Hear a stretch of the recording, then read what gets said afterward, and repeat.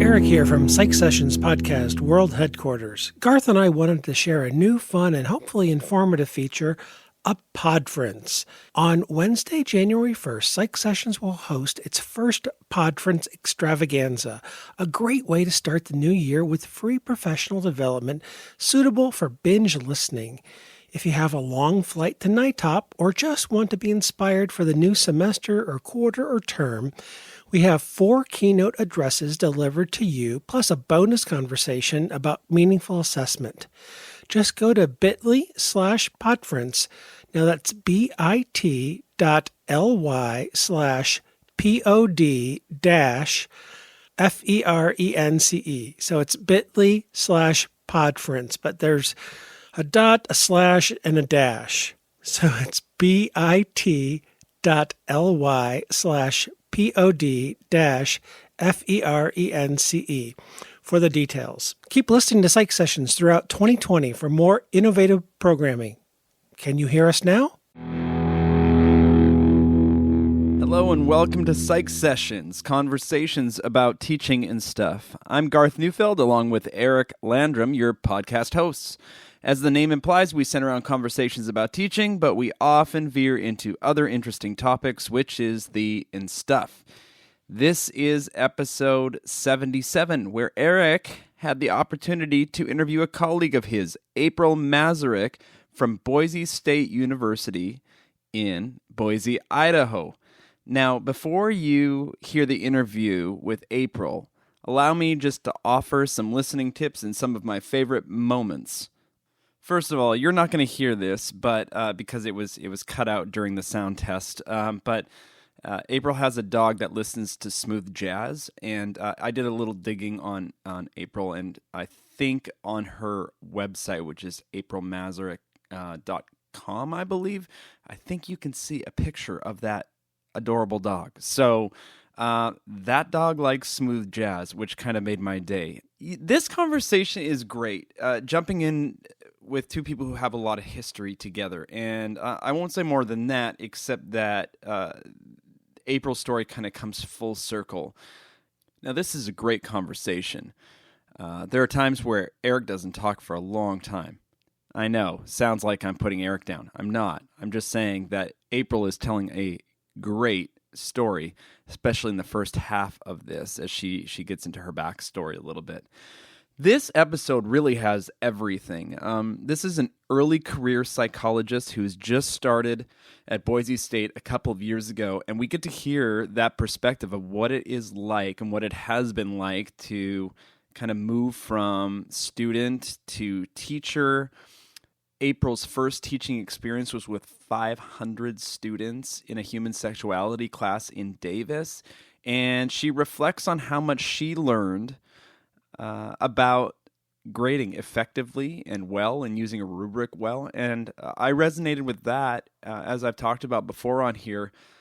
When you are grading that much and that repetitively, you start to get some skills. And so for anybody who's done the AP psychology reading, you understand what that means. You know that it has improved not only the way that you grade, but the way that you write assignments and the way you think through particularly writing assignments. And so that was really interesting to hear about that. April has an interesting advising thread that goes through her story. Advising, I'll call it an advising and adjustment thread. We kind of work backwards through this, but she aims to get a master's degree and then ends up loving research so much, understanding that she needs to go and get her PhD in order to do that, but doesn't set out to do that. And she doesn't set out to be a psychology major, but there's a really interesting story as she reflects back on a moment in her college career that was really important, not the outcome that she was looking for, but there's a really good faculty lesson in there as well. And actually, there's room for a conversation in there.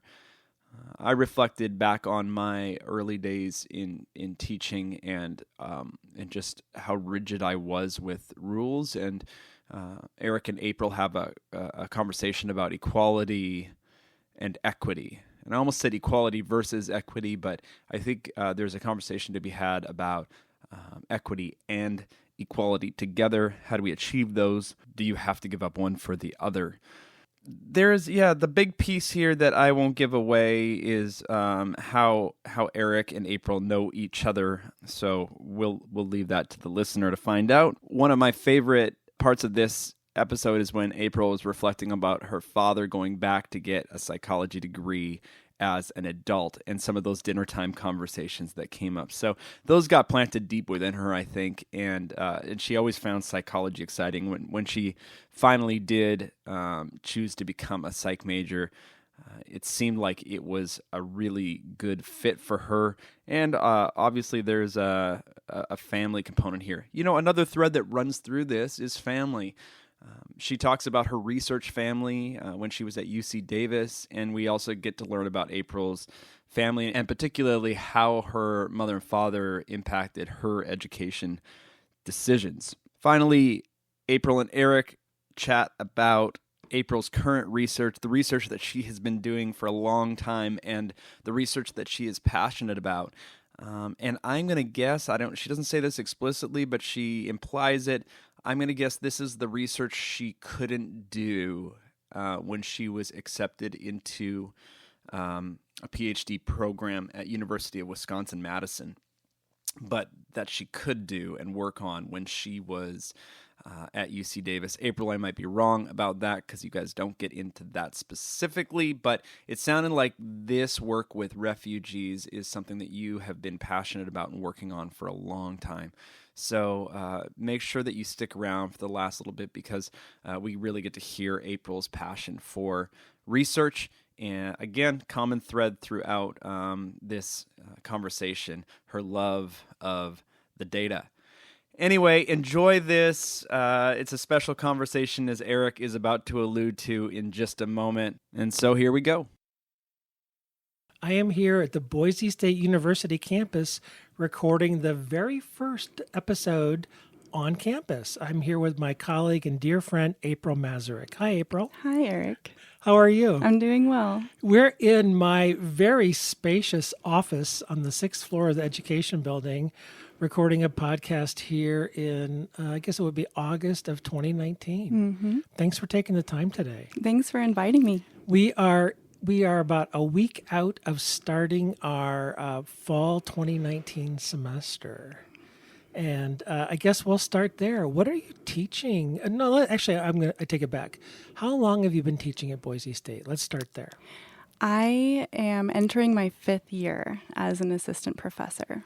So you've got 4 full 4 years or years. 5 full years? 4 years under my belt. They've gone so fast, haven't they? They have gone by so fast.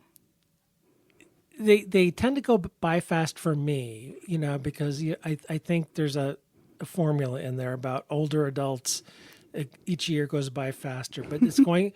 But you're so much younger; they're going by fast for you too. They're going by so fast. The first year was a blur, and the second year I felt a little bit more prepared, but still just kind of racing around and prepping new classes and changing things around. And the third year was the year I started to feel like, okay, I've got this. And I don't know where the fourth one went. I suppose it just ended, in the springtime, but I'm still processing it, I suppose. And here we are going into the 5th, ready or not. You blink a couple more times and 30 years will have gone by. And you'll have a big old career behind you with a little bit of time left in front. At least that's what I hope to have myself. So how did you make, we're just going to bounce around.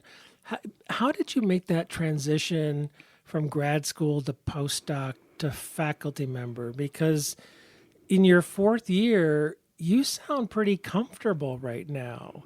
And we've had enough conversations, and the listener should know that, at least I'm going to say it this way, April and I are dear friends. And so we've had enough conversations that I know a little bit about your graduate training.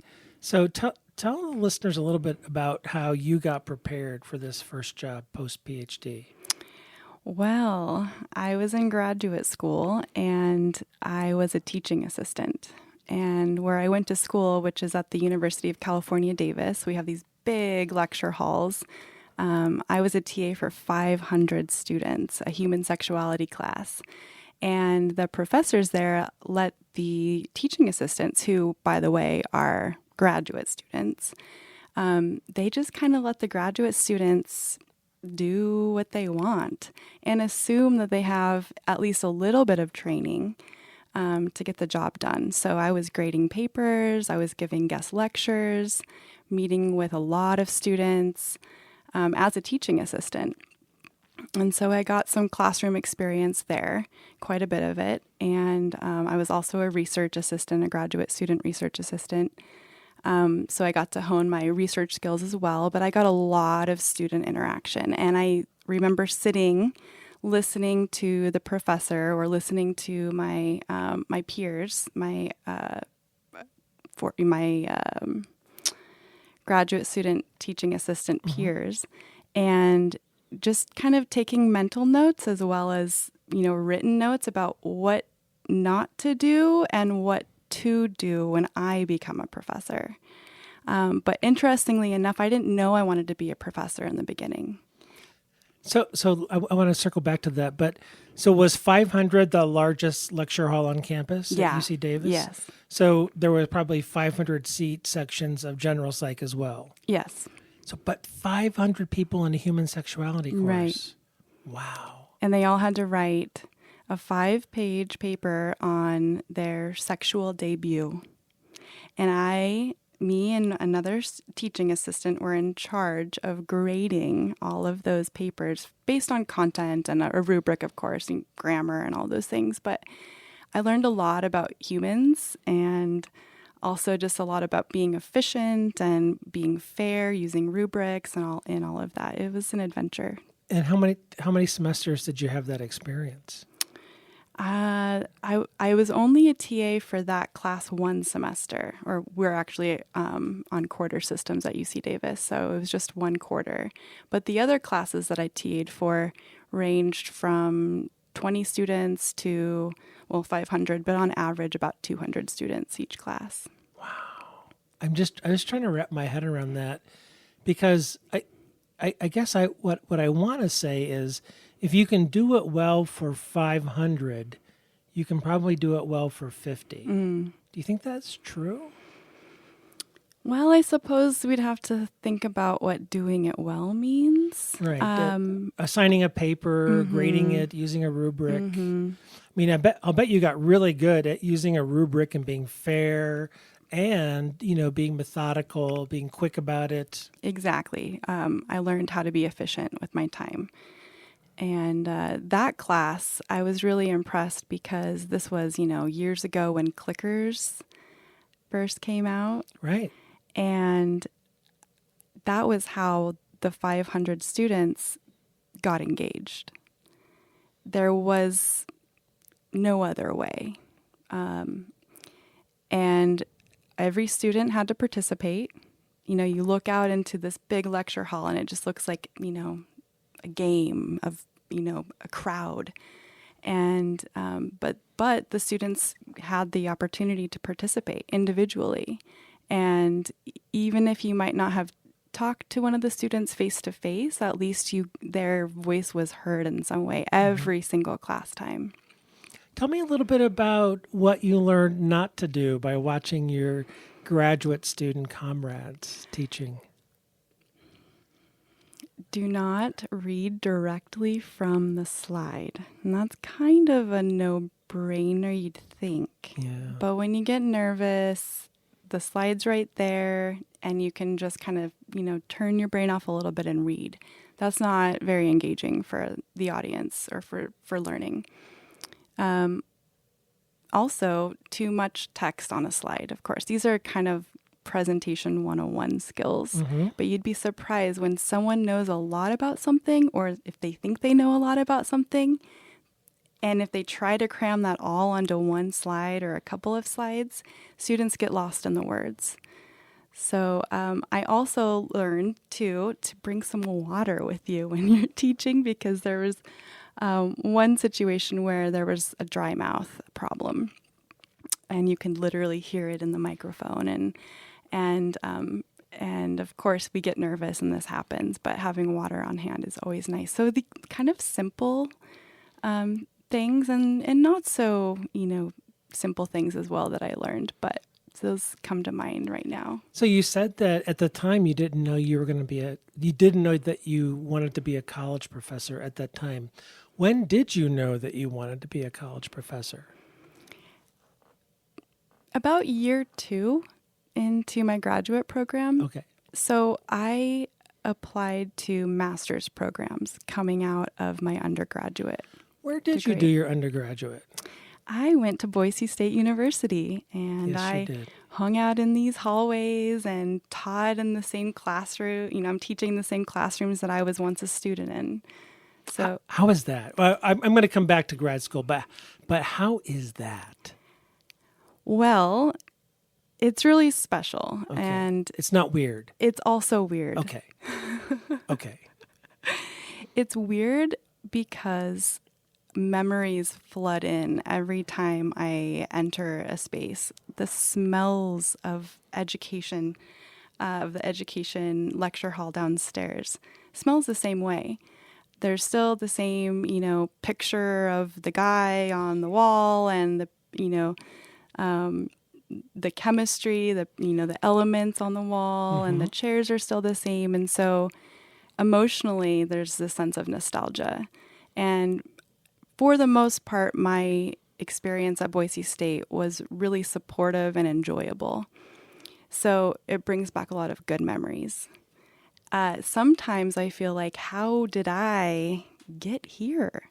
Like, I was once in that seat as a student, and now I'm up front teaching. And I'm, the authority of knowledge, which, by the way, You are. yes, I am. But that's taken a little bit of time for me Right. to accept and to feel comfortable in that. So at first it was a trip. Now I'm a little bit more used to it, and I think it's really special because perhaps it's my age. I'm 4 years into my career, and so I can see myself a lot in my students. So it's special in that way.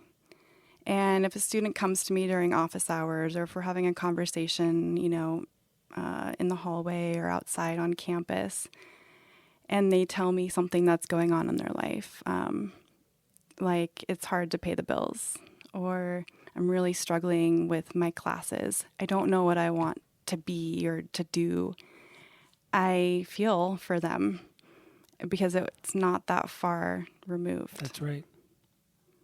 That's right. So I interrupted you. You were telling me the path to when you figured out you wanted to be a college professor. So I'm not sure there was ever like an aha moment where I thought, yes, this is my career choice. I think it happened gradually. I went into a master's program in child development, and I applied to master's programs because I did not want to commit to a PhD, first and foremost, because I didn't know if that was the path I was going to take. But I knew that I was interested in how children grow into adolescence and some of the challenges that we face as adolescents and, transitions into adulthood, and how do we form our romantic relationships, and how does our, what happened in our family of origin, how does that influence the way we behave and think about relationships. And I was really interested in understanding humans and charting their growth over time. And so I applied to a master's program purely because I was interested in the topic. I did not know professionally what it would get me. I knew I wanted to do research. I knew I wanted to work with people, kids, and I just went into the graduate program because it's a good program. It was a good program and still is. And I thought, I'm just going to give it a shot. This was UC Davis, the master's. At UC Davis.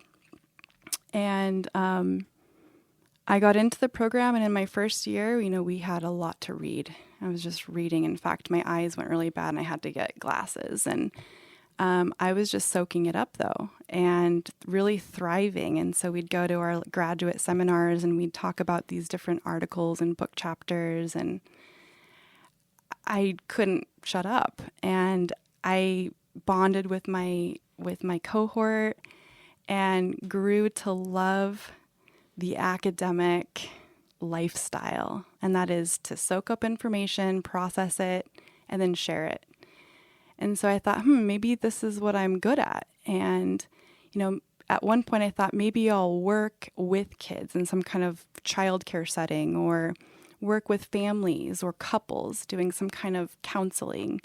But I quickly realized that my strength was more on the research side of things. And so in year 2, I was getting my master's thesis written and the research done. And my mentor, who always wanted me to continue and get the PhD, in fact, he was kind of holding out for that. He encouraged me to write up my thesis for publication. He said, "It's good." I said, "Really? I've never published anything." He's like, "Well, I'm going to guide you along the way." And so I wrote a paper and it got published with his support and with a lot of support from my thesis committee. Mm-hmm. And I thought, how cool is it that I am now a published author? And how cool is it that I get to carry out this research, asking questions about kind of everyday things like, why do you behave that way? How committed are you in your relationship, and what's the level of satisfaction that you have? What are the behaviors that are going on in the relationship, and how is that influenced from your parents' relationship or the relationship you had with your own parent or maybe your siblings? So I got to ask these really cool questions I think a lot of people ask daily, and now I get to do it through research. And so that's why I decided to continue. So I have like 84 questions. I'm sorry, but I didn't want to interrupt you. So was it those questions that drove you to UC Davis, or did you discover those questions once you were there? I think those questions drove me to UC Davis. Okay. And then, but you applied to really a terminal master's. Mm-hmm. You went to go to get your master's and be done. At some point you had the transition though to become a PhD student. Did you have to reapply? Yes. Okay, and then go ahead and share your mentor's name in graduate school. My mentor in graduate school was Rand Conger. Rand Conger. All right, and did he? I guess didn't make you apply, but he encouraged you. Mm-hmm. Okay, April, please reapply now to the doctoral program. Mm-hmm. And so you had to reapply again to the program you were already in.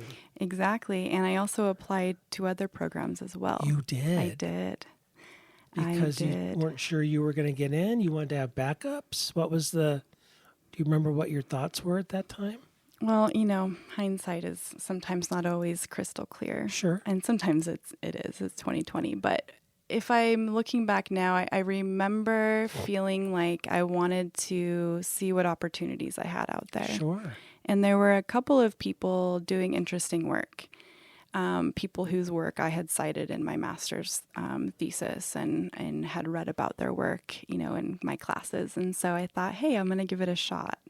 And Rand was supportive of this too. And in fact, he said, if you get an offer somewhere else and it's really good, you can tell UC Davis you have another offer, and that might help you leverage some things. Wow. Rand is really savvy with these kinds of, navigating the academic world, but also being just a really supportive person, above and beyond his, professional mentorship. Yeah. So he encouraged me to see what other opportunities were out there, and I got accepted into the University of Wisconsin-Madison. So I flew out there and met the woman who I had applied to work with and saw her lab, and it was really exciting, and I almost accepted. But I was really drawn to stay at UC Davis because we had so much longitudinal data that just needed to be analyzed and written up. And I couldn't leave it. The lure of the data. Mm-hmm. And that's really, when you have all the data that you could possibly want, you've got a lifetime of work and exciting questions to ask. And that's the scientist in you right there, isn't it? That's it wasn't the geographical, there wasn't a lure of a geographical relocation. It was the lure of the data that a scientist wants access to. Well, before Boise State, where was home? Home was in Utah, in northern Utah. Okay, so a western pull was in UC Davis's favor compared to going to the Midwest. Right, but Madison is kind of a nice place to live. But sure, I'm definitely more of a, I was born and bred on the West Coast. So. Yeah, and UW-Madison is an amazing school. I mean, that is a big name school, big name in psychology. I mean, that was a department that was founded in the 1800s. So it has a rich legacy. A lot of history. Yeah, it really does. All right. So you decide. All right. So you transition in. Did they make you take the GRE again? No, they didn't. Okay. No. So that was a nice feature. Yeah. And since you had another offer from Madison, hopefully you got a good package to apply and then be accepted into the doc program. And so was it 2 years master's and then another 2 for PhD? It actually took me 3 years to get my master's degree. Okay. But at that point, I already knew I was going to transition into the PhD program. And there were a couple of pieces to the research that took a little bit longer than anticipated, as research tends to work that way. And so it took me 3 years. I guess I would say to that, good for you that you weren't in a hurry. I know a lot of grad students, and we know undergraduates as well, who are at whatever point in their lives, they're just in a hurry. And we get that. As I look back on grad school, I wish I would have added a year.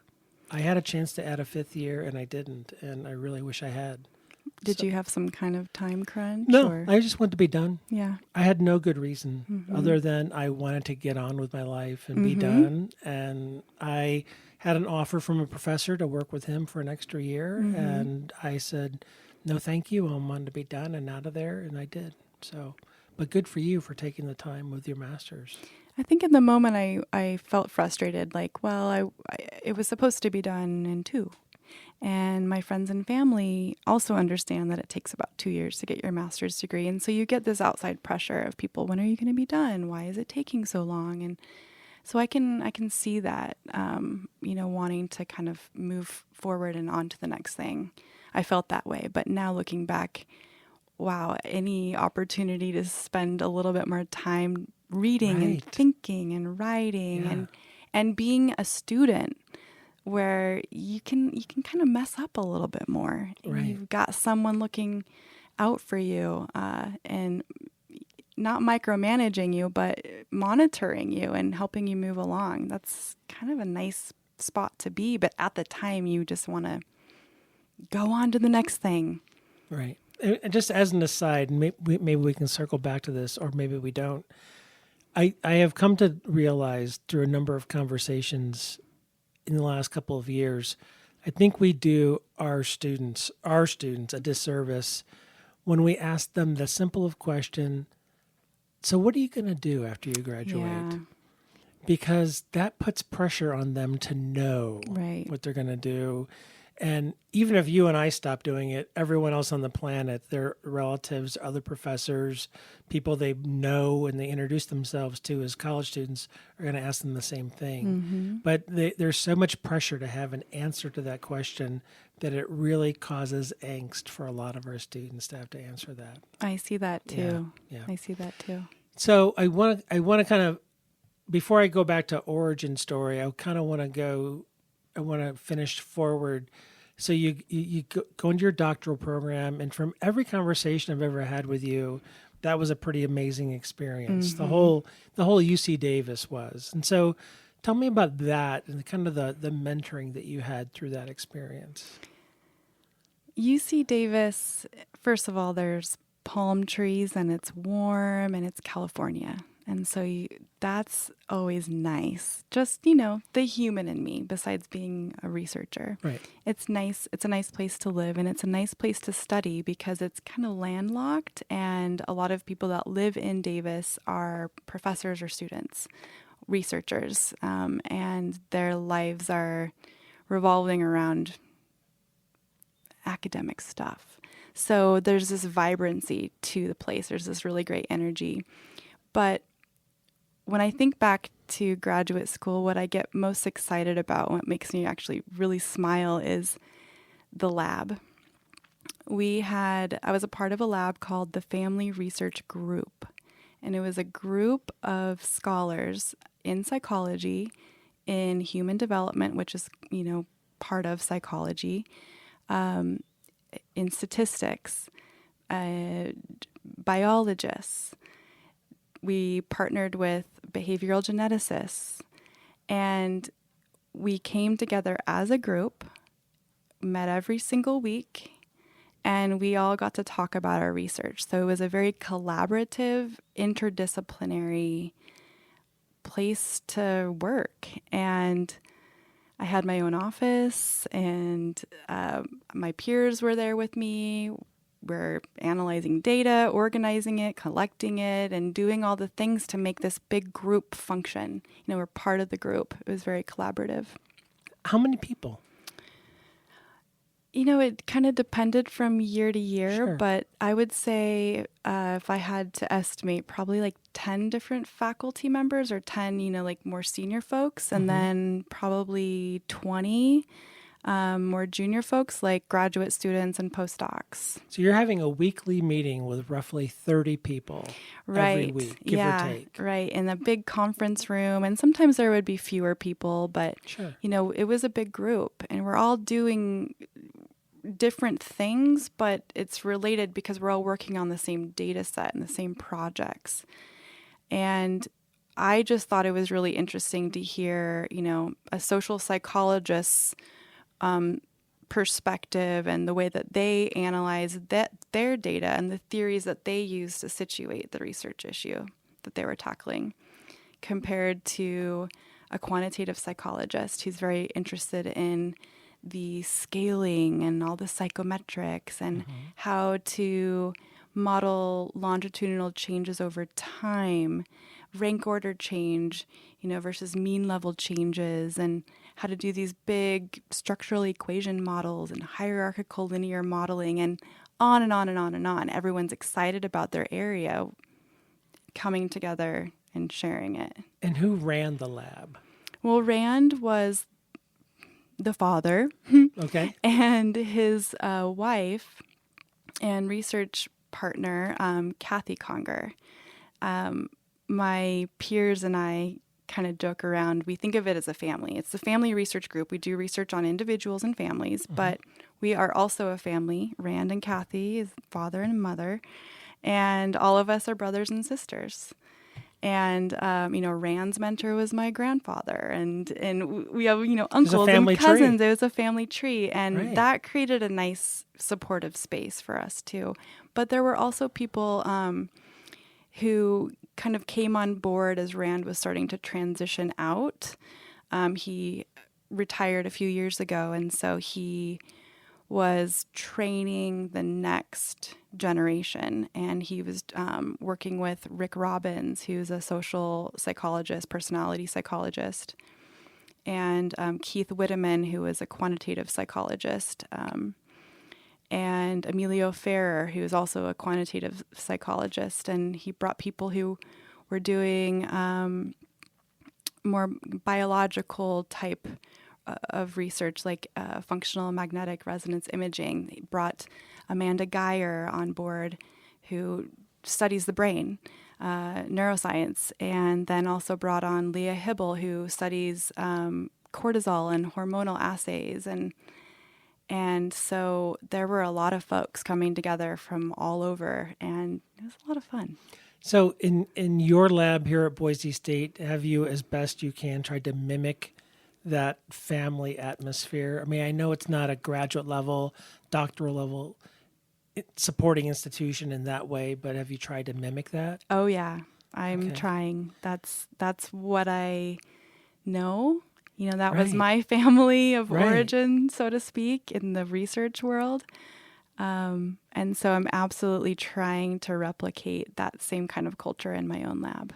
So I'm going to be done with UC Davis in a minute, I promise. But just one more thing, and we've talked about this before.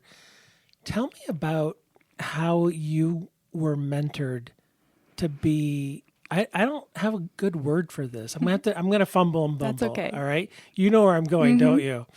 How were you mentored to be such a considerate colleague? Because someone role modeled it. Either it was in you or someone role modeled this for you. I can remember you interviewing and sending thank you notes. Like you are very thoughtful and considerate, and you pay really good attention to details. So Thank you. was that in you before you went to graduate school? Was that in you and someone augmented it? How did that manifest itself?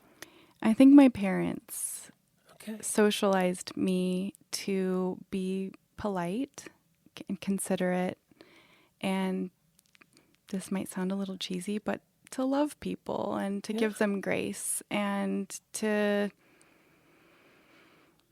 take the time to write thank you notes. My mom was the one that actually told me that handwritten cards go a really long way, and especially now in this day and age, it's often a little bit more rare to get a handwritten note or a card. It's extremely rare. Right. And so, and I know as a recipient of tokens of gratitude, like a handwritten card, I know that makes me feel really good.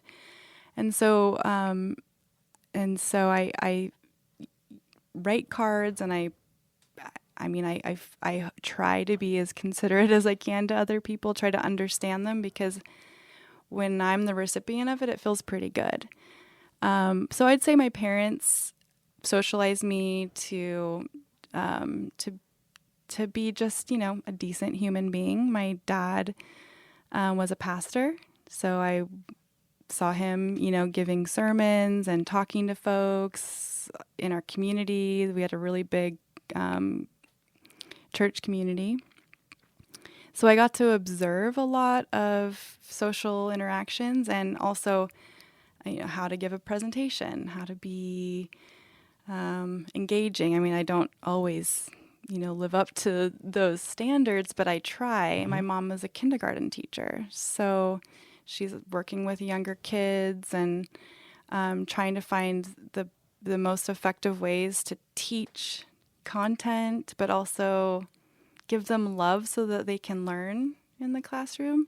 So I'd say I was socialized in my family of origin. Yeah, it's just pretty. It sets you apart from other people. It's very remarkable. It's really unusual for me to get a handwritten sticky note with a 10-pack of Diet Mountain Dew. Not a 12. Not a 12-pack, but a 10-pack of Diet Mountain Dew. So you already touched on it. Let's go to origin story. Mm-hmm. So was it always going to be what college is April going to go to, or was it ever, will April go to college or not? Growing up, was it a done deal? You're going to college. Which one are you going to go to? Or was it, do you want to go to college? I don't think there was ever a question of, do you want to go? I think there was always kind of a implicit, or maybe even explicitly stated sometimes too, that that's what I was going to do. And was around other people who had a similar life course, or at least goals to go to college. Some of my friends didn't. Sure. But that was always something I thought I would do. It never really occurred to me that I didn't have to, or if I chose not to, that would be okay. And if I remember, you have a brother, correct? I have a brother. Older or younger than you? Younger. And so you're the older of two. Mm-hmm. And did he go to college? He did not, no. Okay. Mm-hmm. So it wasn't necessarily everyone in the family, thou shalt go to college. That's true. And my mom got into college on probation and graduated, but she struggled in college. She was a gymnast. They let her in because she was a really great athlete and she promised to try hard. So they let her in. They admitted her into college on probation. My dad didn't finish his college degree until he was in his mid-40s.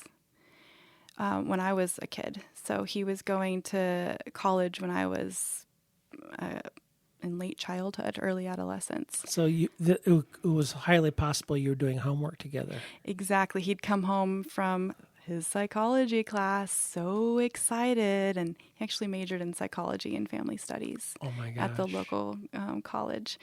And he was so excited about his classes, and I thought it was kind of dorky, my dad's going to college, and I even went to class with him, and he was, one of the older students. Sure. But he did not care. He wanted to learn. He soaked it up and then shared it freely. And, I'm getting the chills just thinking about some of our dinner conversations when he would try to explain theorists like Piaget. Or he took all of the general classes as well, like physics and chemistry. And so he'd come home and try to reenact what he learned in class. And I didn't get it. And I don't know if he even did. But he was really excited about the material. So, and a lot of my cousins didn't necessarily go to college. So it's interesting because it was never a question for me. But it's not, if I didn't go to college, if I had said I don't want to go, I think that it would have been okay. But sure, I don't know. I like school. I've always liked school and have always been engaged in school. Absolutely. I had a place I was going and I just lost it. So I will come back to it. So how did you pick Boise State? Well, there is a scholarship program called the GEM. Yes. And I applied to it when I was a senior in high school because my boyfriend at the time was at Boise State. And also some of my friends came to Boise State. From Utah, from my high school. And Boise State's about 4 hours away. And so it seemed far enough away where I could be independent, but not too far away from mom and dad and my brother. And so the GEM scholarship was a great opportunity to go to school and have it paid for. And did you start at Boise State as a psych major? I did not. What did you major in? I came in thinking I was going to be a nurse. Uh-huh. In high school, I got my certified nurse's assistant license, and I worked in a older folks home, which now they call, rehabilitative homes or something else. But I was very interested in the body from a biological perspective, and still very much am, and working with people and being in a place of healing. And I came into Boise State thinking I was going to be a nurse. And what changed your mind along the way? Was it a class? Was it an experience? Was it a grade? Or are you giving me a look as if we should change the topic? No, I think I knew this was going to come up because it's part of my story. I got into the nursing program here at Boise State after taking the exams and meeting all of the requirements, which was challenging for me. And they let me in. And I got in.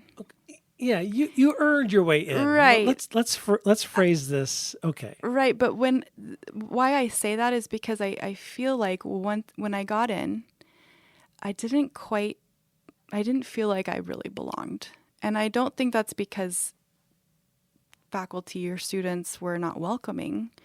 It was because something had shifted inside of myself, and I no longer felt as much excitement about being a nurse as I had when I was younger. In fact, I wanted to be a surgeon, and be a doctor, top dog at the hospital. Mm-hmm. But over time realized that realistically speaking, with the number of years it takes to get that kind of degree and the training, and I think people kind of talked me out of it too a little bit. I chose nursing because it felt like a safe path.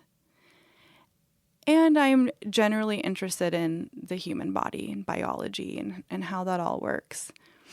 And had worked with lots of nurses. So I got into the program, and in my very first semester, I struggled. I had some personal issues going on, and I couldn't get engaged in my coursework. And I also felt like it wasn't what I was really good at. I wasn't maximizing my strengths. Mm-hmm. I got stuck on like the math problems that we have to do, and we're measuring medicine, and I didn't really want to put, a catheter in. And I just started feeling like I didn't quite belong and that I wasn't good enough either. And I ended up getting a C in one of my classes. And in that class, it's because I didn't always show up. And I was struggling internally, emotionally with things outside of the class even. So it was just kind of Sure. compounding timing, really. And I got a C. And I haven't gotten a C. This is my first C. However, the rule in the nursing program is that if you don't get a B or higher, you're out. So I had to have a conversation with the professor, and I said, look, is there anything I can do? At this point, I wasn't ready to leave the program because it's all I had. And I just needed a little bit of a break. I needed someone to just kind of hold my hand to give me another chance, because I didn't want to screw it up. And my parents were really proud of me for getting into the program. And I was also an athlete at the time, so I was supported by my coaches. Everyone was like, great, April's in the program. We know things are happening in her personal life. We want to help her. But I didn't really feel that much support from this particular faculty member. But I also, too, waited until the very last minute to ask for help because I was embarrassed. And I really felt like, maybe these aren't my people. Maybe they won't understand where I'm coming from. And it's really a competitive environment. Yes, it is. And so it's almost like they're screening the folks who can't really get through these basic classes. That was me. And I remember crying in this person's office down there in the science building. I'm pointing down in the building right next to us, and kind of pleading, please give me another chance. I'm just struggling. And she said, I'm sorry, can't. So I left that office, and I thought, well, I'm a big screw up. What am I going to do now? I called my dad in the parking lot, and actually in the stadium parking lot before it was all, big and built up. And I just remember crying to him and saying, I failed and I'm a failure. And I just was beating myself up, feeling sorry for myself. But at the same time, it was this beautiful opportunity for me to start fresh and to choose something that I felt really excited about and supported in. My dad said, what are you going to do now? Well, and as I listen to your story and just think about it and let it soak in, it reminds me of what, again, conversations that you and I have had about just how important our conversations with students are. And we have to enforce rules from time to time, but we can do it. I'm going to use your words, with dignity and grace. We may not be able to turn a D+ into a C- or let a student into a class who needs a permission number, but there are ways that we can do it that honor the person who's sitting in our office. Right, exactly. And sometimes it's difficult for faculty and students to walk walk through those spaces together. I definitely feel like I'm probably more apt to give people second, third opportunities. And sometimes that's all they need. And sometimes they take advantage of it, right? And and I think she was operating from a strict, rule enforcement position, which I can understand. Well, and I in my life right now, I keep referring to a lot equity versus equality. Do we treat everyone equally and enforce the rule, or do we give people what they need in an equitable kind of situation? And you don't want to be unfair to people. Right. You don't want to give people unfair advantages, but sometimes different people need different things. And so, you're right. It's a difficult line to toe. Sometimes it's difficult to thread. And maybe in the long run, that person did you a favor. It's hard that day, though, when you're talking to your dad in the parking lot, it's hard to think, wow, the faculty member did me a favor. Oh, yeah.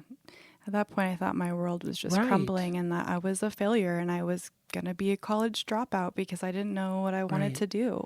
And here's the thing, and I promise we'll switch back to happier thoughts in a minute, but how many times do we have some of our students get in that mindset and then go down a path where they do harm to themselves and occasionally irreversible harm, right? Because they don't have those coping skills, or they don't have that support system of who to call or what to do next, and they don't have that resiliency to bounce back the next day. For whatever reason, they just don't have it. So, but you did. And so did you declare psychology as a major right out of nursing, or did you explore other majors? I remember giving it a couple of days to kind of soak in, and I made an appointment with an advisor, actually over in Riverside, the Riverside building. And in this meeting, this person asked me, "What interests you?" And I thought, people. I know that might sound basic and simple-minded, but I really am fascinated with people and how they grow and what motivates them to behave in certain ways and how they learn and go on to have, kids of their own or relationships of their own after they leave the family, and how much of that is, lingering still in their life history. And so people, I said people. She said, "Well, can you think of some classes that you've taken where you were learning about people, and can we make this a career for you?" And I'm not trying to toot your horn, but I'm going to. I remember Psych 101 with you in the lecture hall downstairs. And I remember where I sat. I remember you. I remember how I felt in that class, and I felt excited. And I also was kind of good at it. And the theories and the content and the application made a lot of sense to me in my daily life. But I could also see from the academic side too how, wow, this science is really cool. I had fun in that class and I did well. Maybe that's where I belong. So I said, I really liked my Psych 101 class with Eric Landrum. So she said, psychology would be great. And in fact, from your coursework, you're right on track. All you'd have to do is stay another semester and really work hard, load up your schedule a little bit, but you could finish in 4.5 years instead of the 4. She also recommended that I look into the sociology program because of my interest in relationships and, how environments can, socialization and how different social environments can influence people. And so I thought, okay, I'll look into it. She gave me some resources to peruse. I went home and I thought about it. I called my dad. I said, Dad, I think I'm going to major in psychology. He goes, oh boy, that's such an exciting field. That's his field. Right. But April, what are you going to do with that? And you're probably going to have to go to graduate school if you want to do anything with it. I said, I don't know what I want to do with it. I know that it's not nursing. I'm not going to come out of college with a job. That's, I'm not going to be that person, but I know I'm interested in this field. I'd like to learn more about it. So I'm going to take that step. I felt like I was disappointed in myself for, flunking out of the nursing program. I was worried that I was disappointing him as well, but I know in his heart of hearts, he totally was rooting for me because he loves psychology. Yeah, but even your language just right there, you didn't flunk out of it. You C+'d. True. You know what I mean? Yeah. You didn't. Yeah. Okay. So. Yeah. Right. And I can be really hard on myself. I know a lot of our students can we be all really, are. and we can all be hard on Right. ourselves. And that's what I was doing. Yeah. And still do from time to time. We all do. So I know we don't have too much time left because the hour has gone fast. Has it? I know. So, but I want to finish up and ask you a little bit about work-life balance as a young assistant professor. And I know Boise State's your own experience, but I kind of want you to talk a little bit about what that's been like in terms of how do you find that balance between I read somewhere recently that work-life balance is the wrong term because there is no work-life balance. Someone called it work-life flow. Oh. Which I thought was kind of interesting. So and I know we've had this conversation off the air many times. What's been challenging? Grad school, postdoc, first job, assistant professor. What were the big challenges in adapting? And then maybe talk a little bit about what worked for you. What were the tricks? What clicked in terms of finding that balance, or the shortcuts, or the whatever worked for you? Well, I'm still working on it. And I like the idea of work-life flow because balance implies equal distribution often, right? And for me, that will never be the case because my work is my life. They overlap, and my life is my work. They don't always overlap, but they overlap quite a bit. And so I used to feel frustrated by how many hours I worked in a day. And I still feel that frustration too. I spend a lot of time, crafting class activities and slides. And what was difficult for me in the very beginning was taking all of my energy and moving it into the teaching world. As a postdoc, I was doing research full time. Right. I did teach one class, right? But I was doing research. I was a researcher. I had the flexibility to just do research all day long. So when I first came to be an assistant professor, teaching 2 classes, having, up to 150, 200 students in any semester, that's a big change. And my research started to take a little bit of a backseat, especially in that first year. And that was hard for me in terms of my identity and feeling productive. So at the same time, though, what I loved about this new world where I was a professor, a teacher, I have classes, plural, was that I got a lot of energy from my students.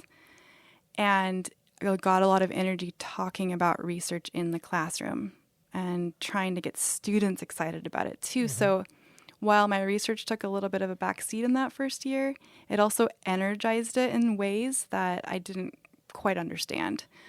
Things were building, right? And as an independent researcher now, I'm no longer at the family research group as a postdoc or as a grad student, being mentored by my wonderful parents, my research parents. I'm on my own. what is it that I'm going to do as an independent researcher? That was starting to form. And it felt really slow at first. And I couldn't spend as much time on it as I wanted to in the beginning. So that was frustrating. But hey, everything's temporary. Over time, I got my classes down. I felt like, okay, I could feel satisfied with this week's planning, right? And I'm going to move on to research now and start talking about my research lab and developing that and working on IRB applications and new projects, and also supporting old projects that I had been a part of and I kind of had put on the shelf for a little bit. So I think it's wearing multiple hats as an assistant professor. I'm a teacher, or a facilitator of learning, right? I don't always think of myself as a teacher. I'm more of, hey, this is my area. I'm here. Let's talk. What do you have to say about it? Here's what I think about it. And let's learn from each other, right? That's really cool. That's one hat. Then there's the scholar researcher hat. Data, models, psychometrics and input and output and all of that. That's another hat. And then service. Because of my research and because usually I get engaged in the communities I'm a part of, I tend to outdo myself a little bit. A little bit. Going to dinners and events and serving on boards and doing volunteer work and, and that's really exciting and it's wonderful and it feeds me, but I can't wear all of those hats all at the same time. Maybe I can for like a week, but eventually I need to step back a little bit and I can't do it all the time. So trying to figure out what I can do, what's healthy for me, and also allowing myself to take breaks when my body and my mind say you need a break. Listening to myself, which, when you've got a lot of students talking with you and you got the community and the research, there's a lot of noise. So knowing when to kind of turn that off and listen to yourself and take a break. So that first semester at Boise State, did you launch your lab? Did you have a lab your first semester? I launched it the second semester. Okay. Mm-hmm. That makes good sense, right? Mm-hmm. That was advice given to me by, I think, like you and other colleagues here. And took a little bit of time to think about what I wanted it to look like and developing the space and second semester. Yeah. Yep. So at the end of the last semester, we were in a discussion with a bunch of our colleagues where we had a departmental discussion about burnout. Mm-hmm. And so how do you sense when you're on the verge of burnout? What are the warning signs or the indicators for you when that's approaching? When I don't sleep, eat, exercise, or have any moments of silence. Okay. And the sleep is probably the first, red flag when I wake up feeling just like I haven't slept because I haven't, kind of so physical symptoms of sleep deprivation and malnourishment. I'm a busybody. I like to do things. Right. And sometimes I don't set aside time in the day to do like the basic kind of functions that a human needs to do to keep their body moving. Yeah. So I notice that primarily when I'm just physically exhausted. And when I feel like I can't wait until summer. Or a break, or a spring break, or just Thanksgiving break, or something like that. Just kind of feeling a little bit desperate for some respite.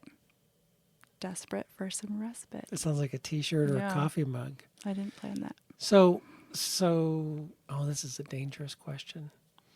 So, were you able to get the respite? So school starts in a week as we're recording this. I had the most fabulous summer. Okay. And I think it's because I've shifted my perspective a little bit on what summer should be. because for me in the past, I mean, even last summer, it was a time for me to get caught up on all the things I couldn't do during the academic year. And but I was too tired to do all those things because I didn't take a break. And so I gave myself a lot of room to take a break this summer. Intellectually understand that when you take a break, when you come back, you're more able to do the things you need to do because theoretically you're rested, right? And energized. I understood that intellectually, but I just never actually did that. Every summer that I've had has been just kind of go. This summer, I spent a lot of time with family, friends. I did some road trips. There were a couple of days where I just lounged around in my house and watched TV. Yeah. Read a book that has nothing to do with my area of research. Do you know how good and healthy that is? It feels healthy. It and is. I can see it. It is healthy. And feel it. Because when you are ready to come back to do work, then it's like it's fresh. Mm-hmm. It's almost like you can look forward to it because you've been away from it. It's just like when you've been away from family and you get to see them again, you look forward to seeing them. Yep. You yearn to see them. It's the same thing I think it can be with work. And you step away from it, and whether it's a day or a week, you're fresher, I think.